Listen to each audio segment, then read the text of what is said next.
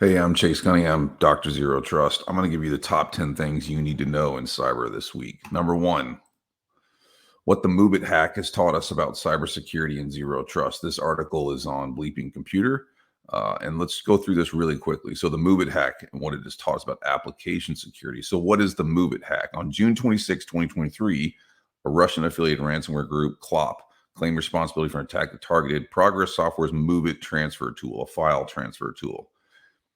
Basically, what happened was these folks used this thing as targeted organizations with the vulnerability. Up to 130 organizations suffered from downstream impacts when the vulnerability in MoveIt enabled Clop hackers to gain access to their IT environment and steal sensitive data, because that's what file sharing software does. The MoveIt hack was not the same as classic ransomware attacks, for which groups like Clop initially gained notoriety. There was scant evidence of systems being locked down and made inaccessible by threat actors installing the .clop ransomware file. Instead, further exemplifying the value today's hackers place on data, the attack saw personal information belonging to roughly 16 million people being compromised and exfiltrated from systems. Yikes. There's a lot of ways that Clop hackers could and probably will use this for profit in the future. The most obvious is the extortion tactic that ransomware gangs have shifted towards. Basically, the way that things went wrong here wasn't patched. The actual hack worked by exploiting the SQL vulnerability to install a backdoor and MoveIt that facilitated data downloads from organizations using the file transfer solution. Clop Gang ransomware members then set a deadline of June 14th, which is already come and gone, for companies to pay up if they wanted to avoid having that stolen data posted online. You can go look that data up online. I'm not telling you to do it. I'm just saying that it's their problem. Cybersecurity and governance, a lawyer's thoughts. This was interesting because when you start getting the lawyers involved, they have different views on things. And if you're not familiar with how legal people talk about legalese, I would go read this article. It's pretty solid. This is in Kuda Croc publication. So, the silent C in ESG. Interesting article. Number three, cybersecurity is critical for patient care in hospitals. This article is on Healthcare IT News. When lives rely on equipment, cybersecurity is essential. This is a very, very real thing. I have a family member who just had a major surgery recently. The whole surgery was done with a Da Vinci robot. The doctor was not even in the room where the surgery was taking place. And the way that all that stuff works is it's connected. Those connected systems are connected to hospital systems, which, if misconfigured, are connected to other things on the internet, which could potentially be very bad. Let me read you a couple things from this here. Actually, this is a podcast, and I was looking through the transcript, but this is interesting. So, John Vecchi, Phosphorus Cybersecurity's chief marketing officer, discusses the challenge in securing XIoT devices, the personal nature of healthcare data, and some steps healthcare organizations can take. They'll talk about asset vulnerability, unique challenges for these devices, because hospitals have got unique requirements and unique connections, and their systems do different things. So this is pretty interesting as well. But I will tell you from personal experience, having done red teaming on hospitals, they're not configured correctly usually, and it's pretty easy to move from one system to another. So yikes. There's an article in insurancejournal.com, which is talking about how lobbyists are doing lobbying things.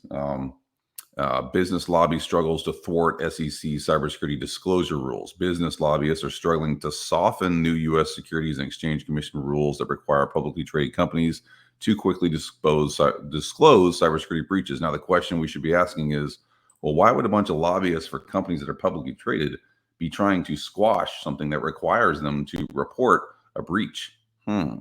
Why would they do that? Oh, it's so that they can get away with it. So yeah, if you ever needed a reason to not trust lobbyists anymore, go look at this.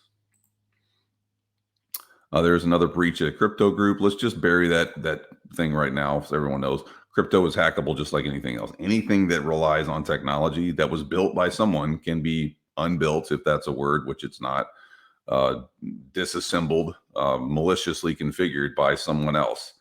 That is, for now and all time, even if you want to talk quantum, sooner or later, somehow or another, there is a way to take things and use it for malicious purposes.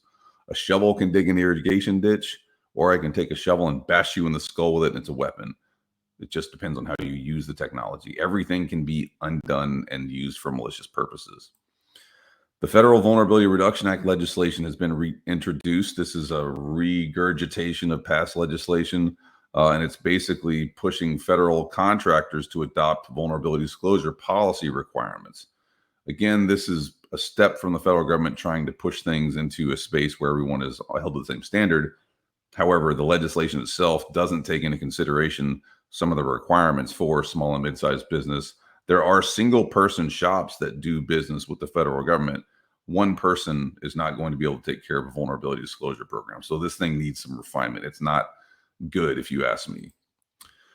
Generative AI feeds cybercrime. This is a study that was proposed. It's worth looking at and reading, but really the answer to that is duh.